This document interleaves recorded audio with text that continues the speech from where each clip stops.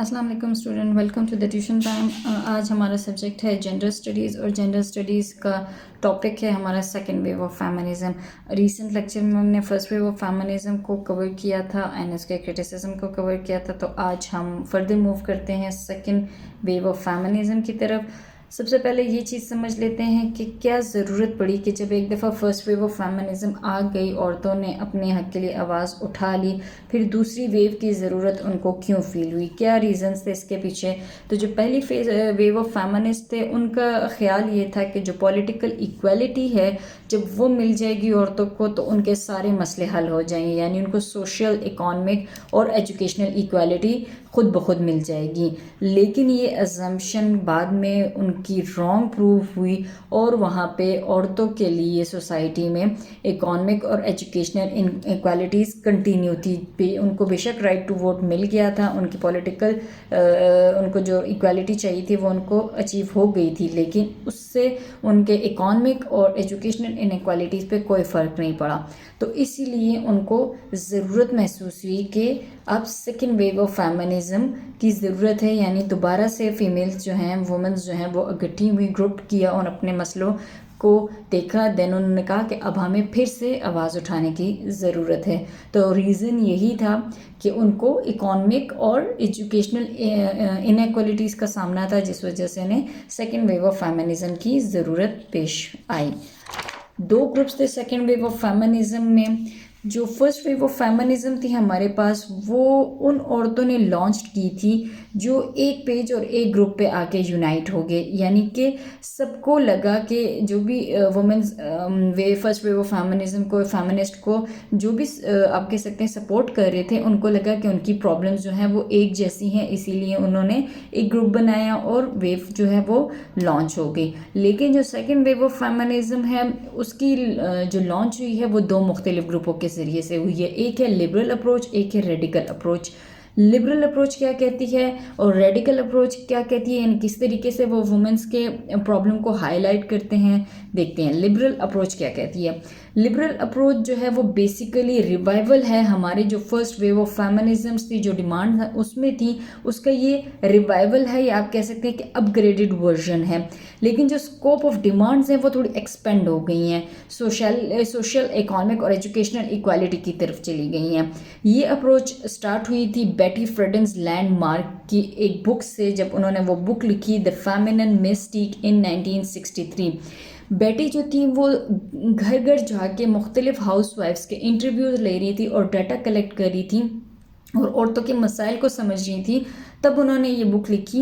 उनको जब उन्होंने डाटा कलेक्ट किया, औरतों के इंटरव्यूज़ लिए, तो उनको पता लगा कि जो औरतें हैं, जो हाउस वाइफ हैं, उन पे घर में बहुत जुल्म हो रहा है, वो विक्टिम्स हैं अपने हस्बैंड के जुल्म का, लेकिन वो उसके ख़िलाफ़ आवाज़ नहीं उठा सकती। तो उनको लगा कि ज़रूरत है कि इनके हक़ के लिए आवाज़ उठाई जाए। ठीक है, औरतों के रेप हो रहे थे, यानी शादीशुदा औरतें थी लेकिन उनके हस्बैंड्स अगर उनके साथ ज़बरदस्ती करते हैं तो ये रेप में आता है।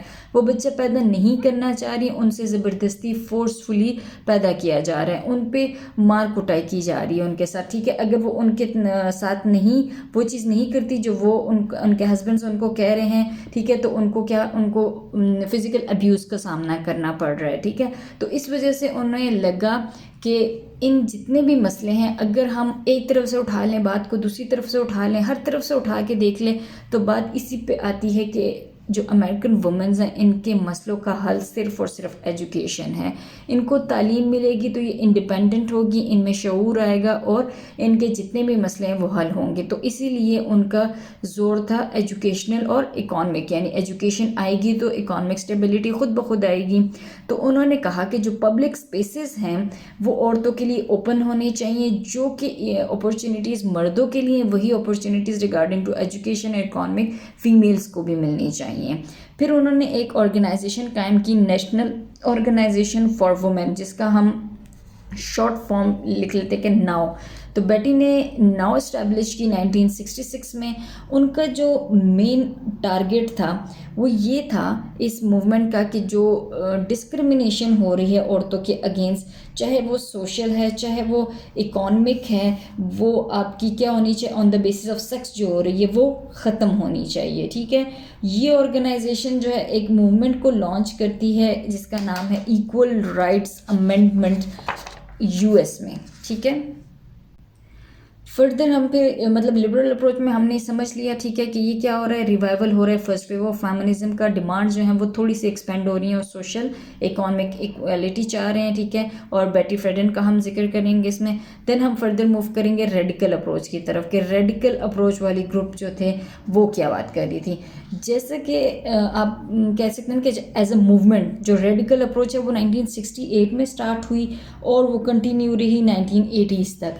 ये अप्रोच जो थी एक प्रोटेस्ट थे, यानी कुछ औरतें जो थी उन्होंने प्रोटेस्ट किया तो ये मूवमेंट तब स्टार्ट हुई थी। प्रोटेस्ट वो किस चीज़ के अगेंस्ट कर रही थी, वो मिस अमेरिका ब्यूटी कंटेस्ट जो कि था 1968 में। ये कंटेस्ट हेल्ड हुआ कि भाई खूबसूरती चेक की जा रही है कि सबसे खूबसूरत औरत कौन है अमेरिका की। तो कुछ औरतों को लगा कि ये क्या हो रहा है, आप औरतों को ऑब्जेक्टिफाई कर रहे हैं, तो इन्होंने क्या प्रोटेस्ट करना शुरू कर दिया। तो इससे बेसिकली रेडिकल अप्रोच की इस मूवमेंट की स्टार्ट हुई थी। और जो रेडिकल अप्रोच फेमिनिस्ट थे उन्होंने जो फोकस था जो कि फर्स्ट वेव ऑफ फेमिनिज्म का था डिस्क्रिमिनेशन की तरफ था। ठीक है, कि आप भाई रेस, इथनिसिटी, क्लास, कास्ट, इसके बेसिस पे औरतों के साथ क्या इम्तियाजी सलूक किया जा रहा है। उन्होंने इस फोकस को चेंज किया या फर्दर लेके आए ऑपरेशन की तरफ कि भाई औरतें जो हैं वो जबर का शिकार हैं। ठीक है, उनकी सिर्फ डिस्क्रिमिनेशन नहीं की जा रही बल्कि बात थोड़ी इससे भी आगे की है। तो रेडिकल अप्रोच ने क्या कर दिया, लिबरल अप्रोच जो थी उन्होंने फर्स्ट वेव ऑफ फेमिनिज्म की डिमांड्स को या उनका जो कॉन्सेप्ट था regarding to the problems of women उसको कंटिन्यू किया, जबकि रेडिकल अप्रोच वाले ग्रुप ने उसको फर्दर ऑपरेशन की तरफ लेके गए कि मसला सिर्फ इतना नहीं है जितना आप कह रहे हैं। ठीक है, अब हम ये देखते हैं कि थ्योरेटिकल नेचर क्या है सेकेंड वेव ऑफ फेमिनिज्म की। अच्छा, जो सेकेंड वेव फेमिनिस्ट थे उनका जो व्यू था वो ये था कि जो सोसाइटी में मुख्तलिफ स्ट्रक्चर्स मौजूद हैं उसकी वजह से औरतें क्या हो रही हैं, ऑपरेशन का शिकार हो रही हैं। मतलब कि जो हमारा कल्चर है, जो कि हमारा इंस्टीट्यूशन है, या जो हमारे आप सादा लफ्ज़ों में कहें जो हमारी सोसाइटी के तौर तरीके हैं, वही वजह बनती है कि औरतें जो हैं वो ऑपरेशन का शिकार हैं। तो नई थ्योरीज और टूल्स ऑफ एक्सप्लेनेशन हमें चाहिए कि हम इन स्ट्रक्चर्स को डिसमेंटल कर सकें। तो जो ये प्रोसेस था नए टूल्स और थ्योरीज को लाने का, ये शुरू हुआ था जब आपकी एकेडमिक स्टडी स्टार्ट हुई थी फेमिनिज्म की। जब एकेडमिकली इस फेमिनिज्म को स्टडी करना शुरू हुआ तो नई थ्योरीज बनी और नए टूल्स ऑफ एक्सप्लेनेशन आए जो कि सोसाइटी के स्ट्रक्चर्स को स्टडी करने लगे और आप कह सकते हैं जज करने लगे, एनालाइज करने लगे कि किस तरीके से जो हमारा सोसाइटी है वो औरतों को ऑप्रेस्ड कर रहा है। दी सेकेंड सेक्स के हम जिक्र करते हैं कि साइमन द ब्यूर का सेकेंड वेव फेमिनिस्ट में काफ़ी काम है। इन्होंने एक बुक लिखी है द सेकेंड सेक्स जो कि पब्लिश होती है 1949 में। ये बुक आर्ग्यू करती है कि जो प्रॉब्लम्स हैं औरतों की ये बहुत डीप रूटेड हैं, ये हमारे कल्चर और इंस्टीट्यूशन में, जो सोसाइटी का कल्चर है या इंस्टीट्यूशन है उसी में रूट कर रही हैं इनकी। तो हमें नई टर्म्स चाहिए, थ्योरीज चाहिए और कॉन्सेप्ट चाहिए ताकि हम उससे डेवलप कर सकें और औरतों की जो रियल प्रॉब्लम है उसको समझ सकें। तो ये जो साइमन है इनका जो काम है फर्दर कंटिन्यू किया हमारे पास केट मिलेट ने। उन्होंने बुक लिखी 1970s में सेक्सुअल पॉलिटिक्स, और शुलामित फायरस्टोन ने द डायलेक्टिक्स ऑफ सेक्स। आपके पास अगर टाइम हो तो आप इन दोनों को गूगल कर लीजिएगा एंड उसको थोड़ा सा माइंड में आइडिया रख लीजिएगा कि फर्दर केट मिलेट ने क्या कंटिन्यू किया अपनी बुक में, शुलामित फायरस्टोन ने कैसे साइमन की बात को आगे कंटिन्यू किया। तो बेसिकली हमने समझा कि जो की फीचर्स हैं हमारे सेकेंड वेव ऑफ फेमिनिज्म के, वो पहला फीचर है ऑपरेशन। जो सेकेंड वेव फेमिनिस्ट है वो फोकस कर रही है ऑपरेशन पे और कह रहे हैं कि जो पूरी दुनिया की जो औरतें हैं वो ऑपरेशन फेस कर रही हैं। ऑपरेशन वो किस बेसिस पे कर रही हैं कि उन्होंने अपने शेयर्ड एक्सपीरियंसेस बताए। ठीक है, तो वुमेन्स यूनाइट हो गए, ग्रुप बना दिया। ठीक है, और उन्होंने बताया कि जितनी भी मेल डोमिनेंस है सोसाइटी में वो औरतें एक जैसी ही फेस कर रही हैं और उसके रिजल्टिंग ऑपरेशन भी उनकी सेम आ रही है। देन हम कहते हैं कि लिबरेशन उसका की फीचर है कि जो सेकंड वेव फेमिनिस्ट है उनका व्यू ये था कि जो इश्यूज ऑफ वुमेन हैं वो आप सिर्फ लेजिस्लेशंस के ज़रिए से रिजॉल्व नहीं कर सकते हो। उन्होंने कहा कि आपको इस पर्पज़ के लिए प्रॉपर एक मूवमेंट लॉन्च करनी चाहिए। देन की फीचर्स हैं हमारे पास डिफरेंस। तो वुमेन जो है आप उनको अकोमोडेट नहीं कर सकते उस सोसाइटी में जिसके जो प्रिंसिपल्स हों वो ही मर्दों ने ही बनाए हों। तो हमें क्या चाहिए, एक न्यू थ्योरी चाहिए वुमेन्स के लिए। वो बात करते हैं कि जो क्वालिटीज़ हैं और नेचर ऑफ वुमेन है वो सुपीरियर है मेन से।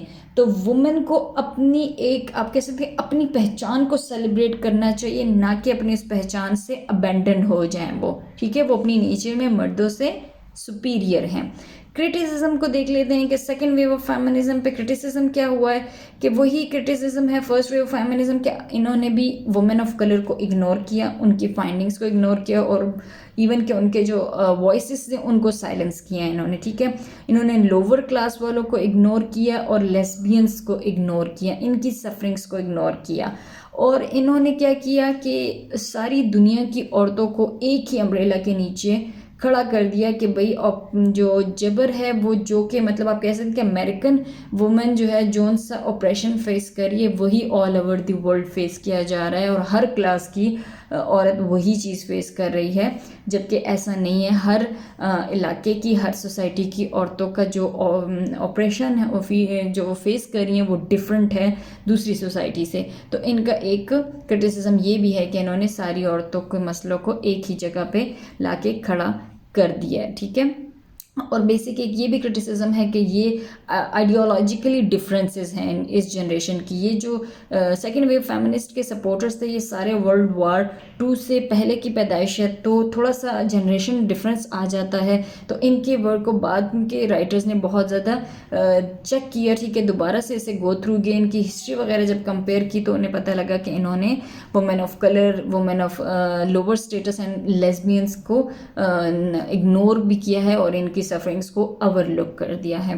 तो ये था हमारे पास सेकेंड वेव ऑफ फेमिनिज्म, ठीक है। सेकेंड वेव ऑफ फेमिनिज्म में बेसिकली औरतों की जो राइट्स थे, फर्स्ट में सिर्फ right to vote and property vote पे ज़्यादा फोकस था।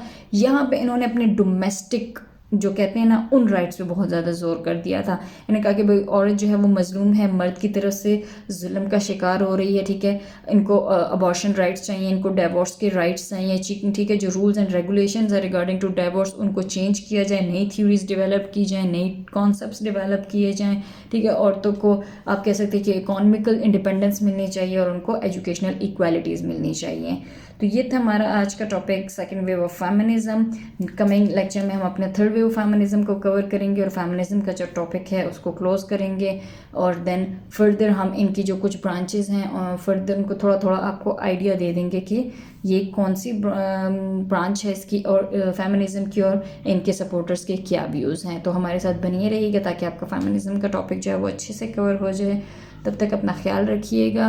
Please like share and subscribe to my YouTube channel. अल्लाह हाफिज़।